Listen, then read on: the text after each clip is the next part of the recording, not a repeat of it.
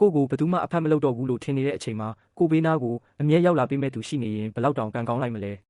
ဒီနေ့မှာတော့အလုတ်ရှာရခတ်ပြီးစိတ်ပြအားငယ်နေရတဲ့ကောင်မလေးတစ်ယောက်ရဲ့အကြောင်းကိုပြောပြပေးသွားမှာပါ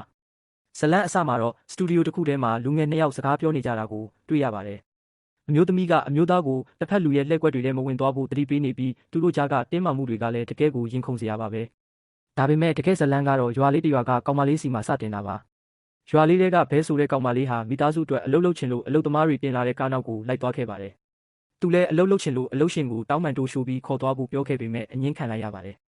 အလုပ်ရှင်ကလူတွေအပြည့်ပဲပြီးတော့နင်ကလည်းတေးသေးလေးနဲ့ဒီလိုပင်ပန်းတဲ့အလုပ်တွေကိုလုပ်နိုင်မှာမဟုတ်ဘူးဆိုပြီးပြောကာထားခဲ့ပါတော့တယ်ဘဲတယောက်လမ်းမပေါ်မှာအားကိုးရမယ်ပြီးစိတ်ပြက်လက်ပြက်နဲ့ကြံခဲ့ရတာတကယ်ကိုတနာစရာပါပဲလမ်းလျှောက်ပြီးဝမ်းနဲ့ပက်လက်ပြန်လာတဲ့အချိန်မှာပဲဝင်းဆိုတဲ့ကောင်လေးကဆိုင်ကယ်နဲ့ရောက်လာပြီးသူ့ကိုစားနောက်လိုက်ပါတယ်ဘဲလေးရဲ့ညှို့ငယ်နေတဲ့မျက်နှာလေးကိုမြင်တော့ဝင်းကစိတ်ပူသွားပြီးဘာဖြစ်လို့လဲလို့မေးရှာတာပေါ့ဘဲကဒီနေ့မနေ့အလုပ်သွားရှာပေမဲ့အလုပ်မရခဲ့တဲ့အကြောင်းစိတ်မကောင်းစွာနဲ့ပြောပြပါတယ်ဒါကိုဝင်းကဒီနေ့မရရင်လည်းမနေ့ပြန်ရမှာပေါ့တိတ်ပြီးစိတ်မပူပါနဲ့ဆိုပြီးနွေးနွေးထွေးထွေးအားပေးစကားပြောပေးခဲ့ပါတယ်ဒါတည်းမကပဲစိတ်ညစ်နေတဲ့ဘဲကိုစိတ်ပြေလက်ပြောက်လျှောက်လဲကိုခေါ်သွားပါတော့တယ်ဝင်းကဘဲကိုဆိုင်ကယ်အုပ်ထုတ်ဆောင်ပေးရင်းနဲ့နှစ်ယောက်သားအချီချင်းဆုံသွားတဲ့အချိန်မှာတော့ရင်ခုန်တန်တွေဆူညံသွားပြီးအချစ်ရဲ့နှွေးထွေးမှုကိုခံစားလိုက်ရပါတယ်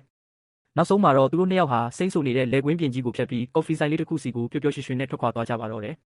ဘဝမှာဘလောက်ပဲအခက်အခဲတွေရှိရှိကိုကိုနားလဲပေးမဲ့သူတယောက်ဘေးမှာရှိနေရင်အရာရာဟာပြည့်ပြည့်စုံသွားတာပါပဲ